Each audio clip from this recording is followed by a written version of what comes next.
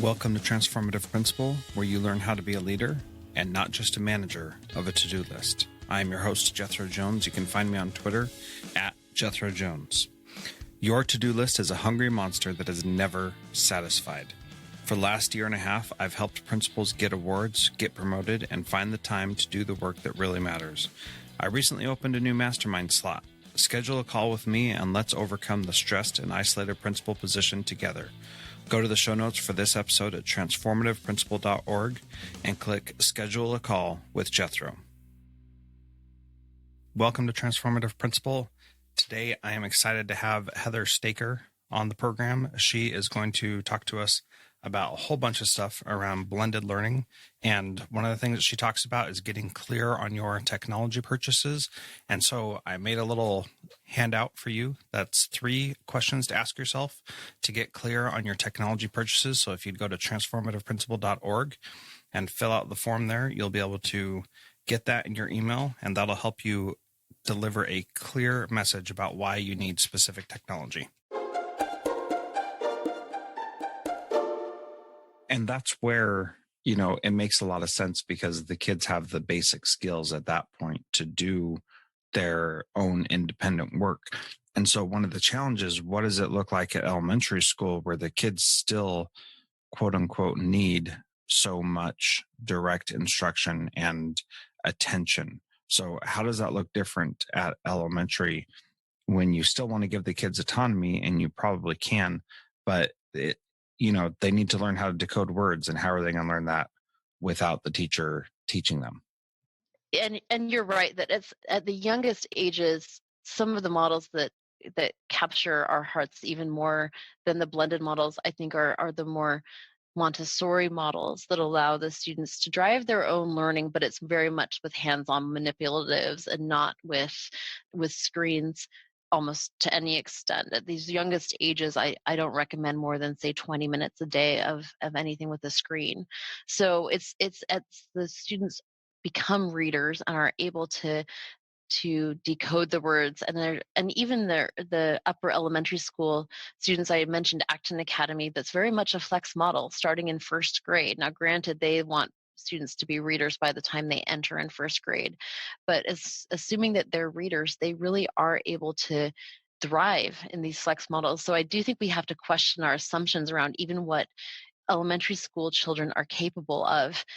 And I know Acton Academy draws some of their inspiration from these self-organized learning environments, and Sugata Mitra with his hole-in-the-wall experiment, and some of these pioneers who question the constraints that we put upon our design because we think children just aren't capable. We also, quite frankly, sometimes say certain children aren't capable of it. Certain children don't come from backgrounds or have the skill set where they could ever learn to have agency and to drive their own learning. And I think we need to be hard on ourselves and question those assumptions, because I personally believe that every child can learn to drive their own learning, but they need the scaffolding to help them take the steps to get to higher and higher levels of freedom and independence. It's a great goal for schools to set those to help children learn those skills, as opposed to thinking that it's out of reach. Yeah, man, absolutely. My oldest daughter has Down syndrome, and I have been, plagued my entire life, or her entire life, with people saying, well, she can't do that because, and, I keep thinking, like, you wouldn't say that about a kid that doesn't have Down syndrome. If everything else was equal, parent education, our socioeconomic status, where we live, our involvement, our faith, all that stuff. If any other kid, you wouldn't say that. You're saying that just because she has this identified disability. And that doesn't mean that it's not possible. It just means she's going to need a lot more scaffolding than somebody else. And, especially for kids with disabilities, so many times our intensive programs are focusing on them doing menial tasks because that's what's easy for us to teach them. But if they can learn those, they can learn higher order things as well. So I was about to get on a soapbox, and so I'll just stop there for now and ask you, what are some things we can do, especially with disadvantaged students, low socioeconomic status, and especially students with disabilities? How does this work for them? Well, I love what you just said about your daughter and questioning our own. It's really the adults. We get in our own way because we have mindsets and design constraints that aren't true. And questioning our own assumptions is a huge piece of opening up the world of possibilities for what learning can look like in the 21st century. So, for example, we've long time had these categorization schemes like special needs and gifted and talented. And I like what you said to me right before that we started recording, which is that everyone should have an individualized education plan, an IEP, that this is not something that should just be for children in a certain bucket. But when you think about it, every child has their genius, whatever it is that they're really good at, or that they come, the gifts that they bring to this world and their own power to live a fulfilling life. And if we truly embrace that idea and think about design choices from that vantage point, then as adults, we erase some of the constraints that would keep us from delivering the best for our children. So just to make that really concrete, I do think that there is value in the school team thinking about the right path for looking at the data and helping children have the opportunities and the blended learning models that work best for them on a weekly basis, and that those children shouldn't be put in a bucket or in a category and kept there, but there really needs to be the opportunity for each child to advance based on whatever is their next skill set that's right for them. The technologies now exist to make that kind of customization possible, and it's really important that as adults we realize that those technologies exist and we make them possible for our kids. Yeah. And so how do we go about then finding that right path for each child? Well, I think one of the first steps is to allow for variety. So there isn't one single path anymore, but instead we look at the teacher role and allow there to be more variety in what teachers do. Some teachers are going to be great at recording lectures and content and flipping their classrooms. Some teachers will be great at having those one-on-one mentoring relationships.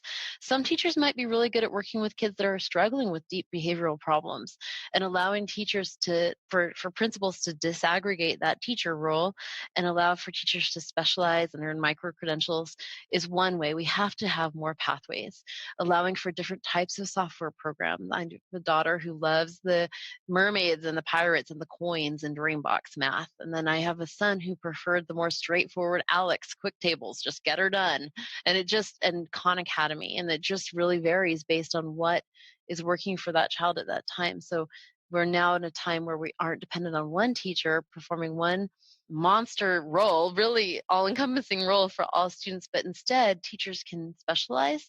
And then there also can be various entry points for accessing content in the way that works best for each child.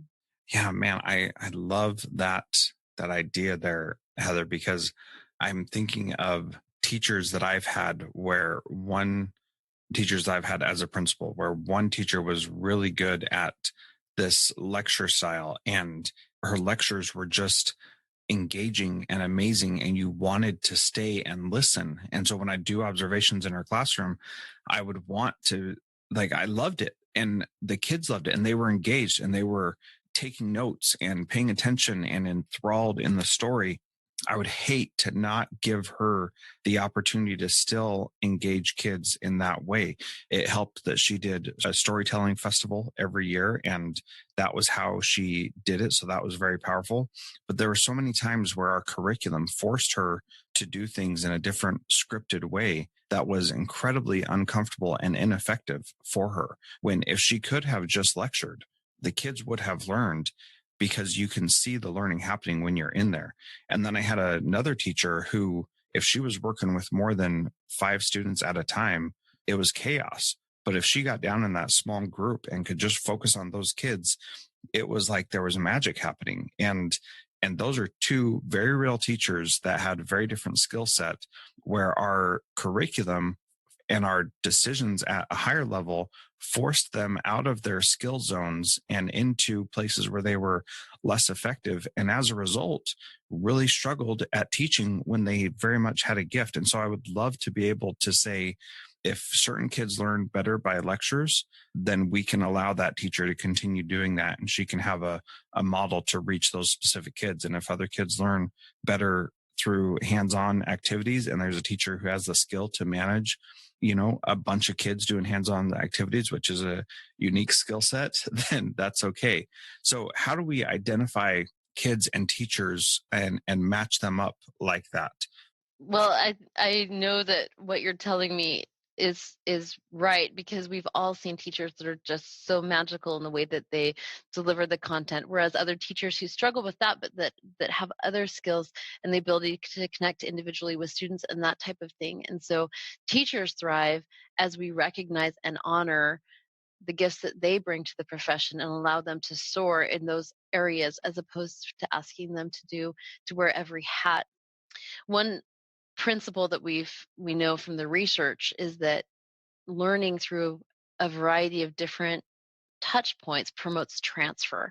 So, for example, if you were going to go master the concept of volcanic activity and you were able to read about volcanoes and then do an online lesson about volcanoes and then build a volcano and experience that lava flow for yourself, that would promote transfer for you, because you've really come at it in lots of ways, which is true for adult learners too.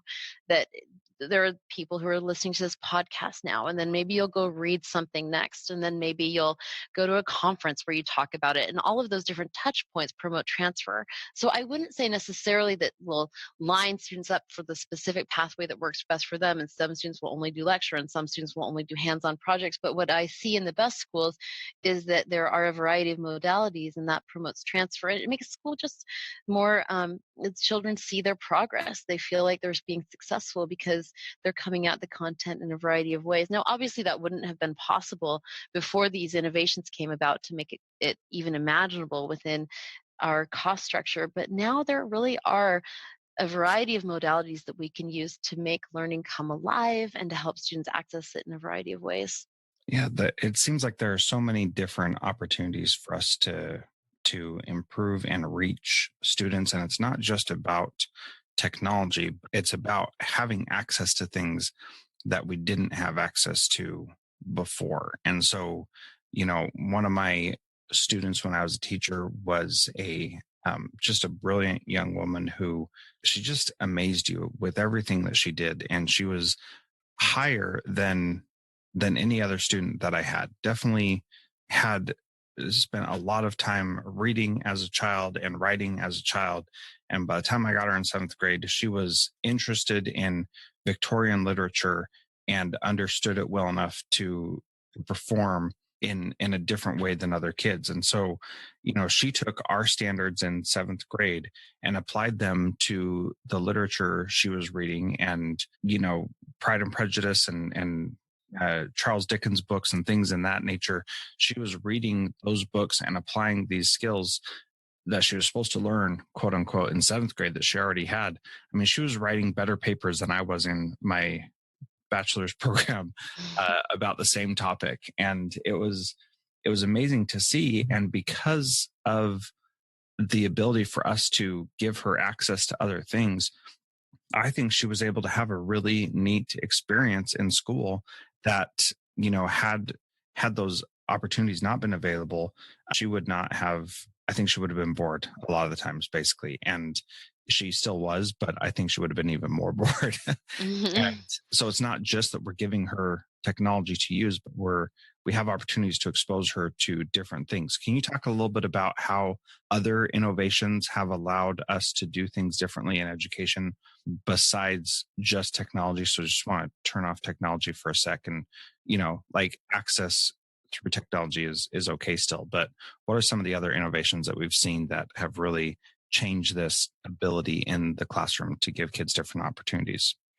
Sure. So at the Christensen Institute, Clayton Christensen has made a point of noting that there are some types of innovations that are sustaining innovations that allow us to serve our existing customers, so to speak, even better. And we have had a real variety of sustaining innovations in education, as chalkboards have given way to whiteboards and then electronic smartboards, as our standards have become clearer and higher, as professional development has improved, as our curriculum frameworks and textbooks and all sorts of innovations that have allowed for our classrooms to become richer and better.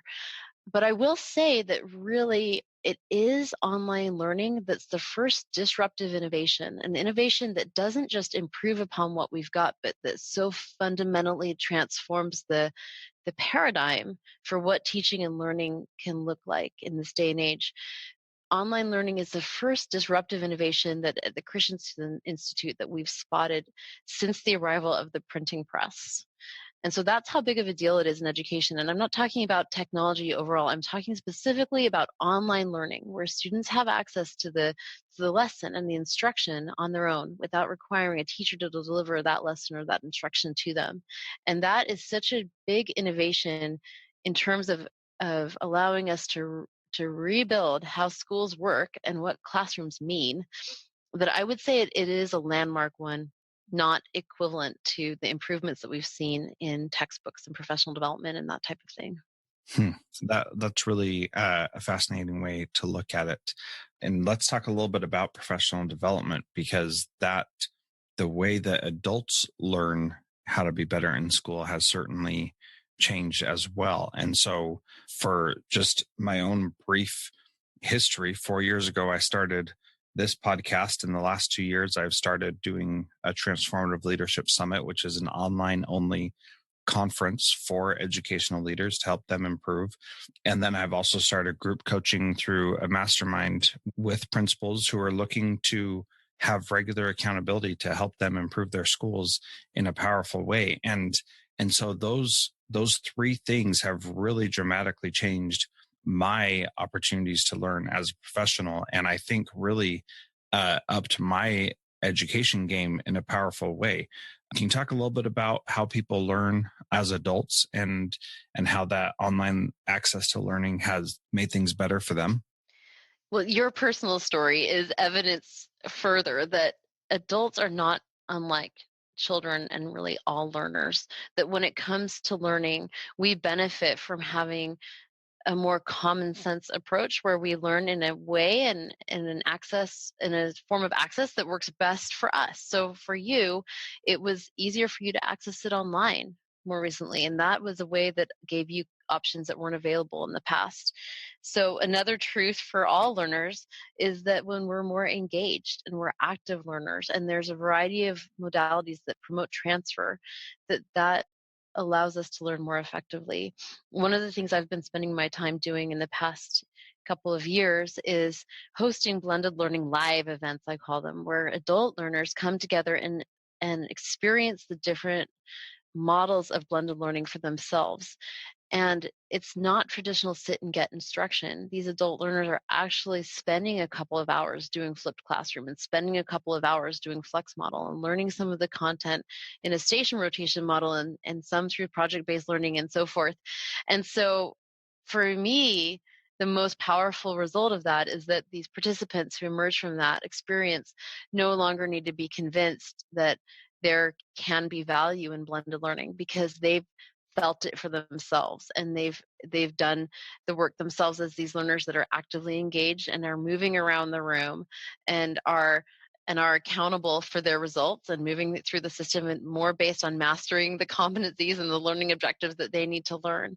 And so they experience these principles of sound innovation for themselves, and it helps them say two things. One, wow, I really learned better that way than in a more traditional environment that's sit and get, and I bet my kids would too. And two, they learn that it's not too scary, that it really is possible for us to design our schools in ways that allow students to have access to different models of learning than were available in the past, and that it's not too scary, but there are steps that principals and teachers can take to bring those opportunities to their children.